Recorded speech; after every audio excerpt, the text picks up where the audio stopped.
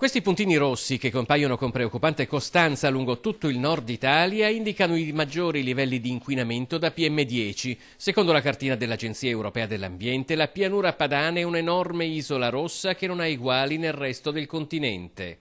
Una macroregione dell'inquinamento di cui Padova è la capitale per numero di sforamenti dei limiti di polveri sottili, indiscussa in Veneto, assieme a Torino e Cremona in Italia, dati seguiti con preoccupazione nella sede cittadina di Legambiente. A oggi gli sforamenti che sarebbero consentiti all'anno sono 35, già oggi Padova è a 60. Sono necessari investimenti strutturali per potenziare il trasporto pubblico e ridurre il più possibile l'utilizzo dell'auto privata. Una prospettiva che però appare lontana osservando queste immagini di traffico, dove tra l'altro la maggior parte delle automobili che si incolonnano senza sosta di fianco a coraggiosi ciclisti hanno quasi tutte una sola persona a bordo. In Italia le morti causate dalle PM10 sono calcolate sull'ordine delle 60.000 all'anno.